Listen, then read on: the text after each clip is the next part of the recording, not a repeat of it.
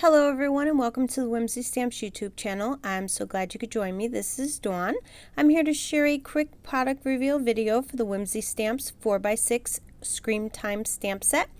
This stamp set is awesome to make Halloween cards with, and I just want to say be sure to check out all the Whimsy Stamps Halloween line. They have some amazing products. I'm going to stamp this out for you so you can see how well all the images stamp. This is an 11-piece stamp set and it comes with 6 images and 5 sentiments. The images are approximately 2¼ to 2½ inches high by 1¼ to 2½ inches wide depending on the image.